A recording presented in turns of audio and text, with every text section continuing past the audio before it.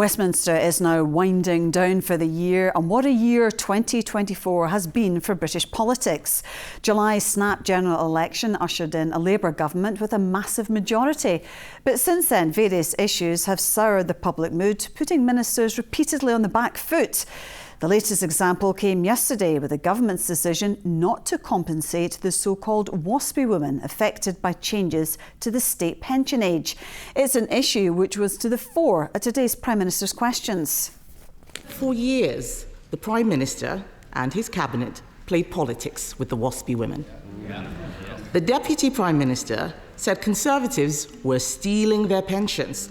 She promised to compensate them in full. Another broken promise. Now they admit we were right all along. But let's ask about another group of pensioners whose trust... Let's ask about another group of pensioners whose trust was broken. Since the Chancellor cut winter fuel payments, how many extra people have applied for pension credit? The number one job of this government was to put the finances back in order after the last government lost control. They left a £22 billion black hole, and we had to take tough choices. We made sure the most vulnerable pensioners do get the winter fuel payment, and we have been encouraging and driving up eligibility for pension credit. He said he would protect the winter fuel payment, but now he's in power, he's stripped it off our pensioners. And he said he lined up for many photos with WASPy women, saying he'd have their backs, and he's just betrayed them in the most scandalous way possible. Does he understand why the people of these islands, especially those of us in Scotland, treat him with such contempt? They used to ask those questions. They used to ask those questions from this sort of area with very many MPs not so long ago. That all changed in July, and he's now carping from right up there. We can hardly hear him. For an end-of-year assessment of the state of British politics, we brought together the media advisor Catherine MacLeod, who was a special advisor to the Labour Chancellor Alistair Darling, and the TalkTV presenter Peter Cardwell, who was a special advisor to Conservative cabinet ministers. Catherine, Labour came into office with such high hopes, but it's been a rocky 6 months. What do you put that down to? I think you're quite right. I think that they might not have been as prepared for government as they thought they were, or we thought they were. But I think because of the way they came into government and the inheritance they had of a broken economy and broken public finances, they were going to have to do very hard things, however well prepared they were. And I don't think they were ever going to win the popularity stakes at this time. I think it's been very hard. And I think they're finding that government is much, much harder than opposition. Well, yes, I was going to say to you, Peter, is the Labour Party just finding the business of government just much more difficult than they anticipated? Yes, I think it is. And actually, number 10 insider I was talking to this evening actually made that point to me and said, I think we're finding our feet a little bit now, were his words. But of course, you just don't have time in government. You've got to hit the ground running. And already people are talking about Scottish elections, Welsh elections, council elections in England, and evaluating how the government is doing. And Keir Starmer himself, minus 61% approval rating. That is not a good place to be in for a Prime Minister at any stage of his time in office, let alone just half a year in. Yeah, I mean, Catherine, can Keir Starmer rebuild momentum, or is it almost too late if people already made up their minds? Well, I think that it is very early. They've only been in government for 6 months. And tomorrow, for example, at 9 o'clock in the morning, we're going to find out that, jobs have been saved at the Anna's Yard in Stornoway and in Fife, which nobody expected, and which Ian Murray and Jonathan Reynolds sat in the cabinet and fought for. When Navanti were wanting to take over the yards, they wanted 2, and they said to them, you have to take over the 4 yards, the 2 in Scotland, or you don't get any. And that's the kind of difference that government can make, working with the unions to deliver these jobs. So if they continue to have successes, I think that the mood could change.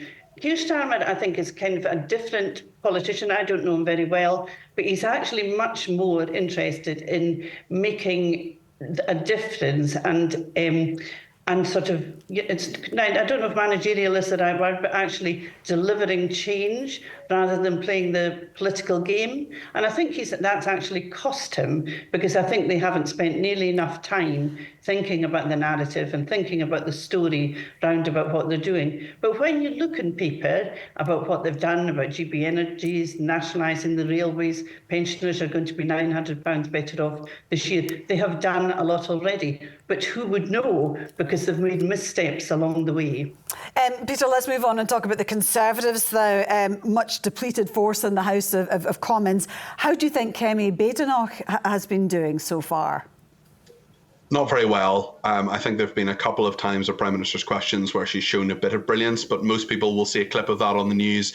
If that, I think that a lot of people will feel that actually Nigel Farage is the real leader of the opposition at the moment, despite the fact he only has 5 MPs. But, I mean, he's in the news. He's very close to Donald Trump, for example. Perhaps a huge multi-million-pound donation may well be coming to him from Elon Musk. So I think Reform are actually a much more sort of newsworthy party. From the Conservatives' perspective, they need to really do different things. And actually, when you look at some of the polling, including by YouGov today, a lot of people say that they're just not ready for government. Well, actually, a lot of them have been in government. A lot of the people on the front bench, including Kemi Badenoch, have been in government, yet they're being told, the public are telling them they don't feel they're ready for government. It's difficult to see Kemi Badenoch as Prime Minister in 4.5 years. Keir Starmer hasn't had a good 6 months or so, but I think the sands are shifting quite dramatically. We could see a very interesting situation where you have perhaps 3, maybe even 4 parties that have in and around 17, 18, 19, 20% of the vote. And of course, that could be very, very interesting and very significant, not just for the whole of the United Kingdom, but also north of the border as well. Catherine, some people say that the job of leader of the opposition is one of the most difficult jobs in politics. Do you think Kemi Badenoch has cut through? Well, I think people will. I think she has been going for the sound bite. But I mean, in fairness to Kemi Badenoch, she's been there for a month. But you have got no. I completely agree with what Peter has said. You've got no sense that she's thinking strategically, and her big problem will be that she doesn't know if her enemy is in front of her or Nigel Farage sitting behind her. So she's going to have to face 2 ways at once, because the Conservatives are absolutely terrified that Reform are coming up and the inside track and could overtake them. Yes, because on that, Catherine, the Reform even seem to be polling well in Scotland, and polls suggesting they could possibly get 12 MSPs. That's right. I mean, once people have, they see, the people that know about polling, that once people have shifted their vote once, it's easier for them to shift it again. And people have voted, traditional Labour voters, traditional Conservative voters have voted different ways in recent years. So it's not such a big philosophical leap for them to vote a different way again. Nigel Farage is no doubt is certainly a disruptor. We've had the SNP disrupting the Labour Conservative consensus in Scotland. We then had Brexit more in England than in Scotland, but nevertheless a disruptive force. And we've now got Farage, who will be saying things that people want to hear, and they will think, well, if my life's not getting any better, I may as well give him a whirl.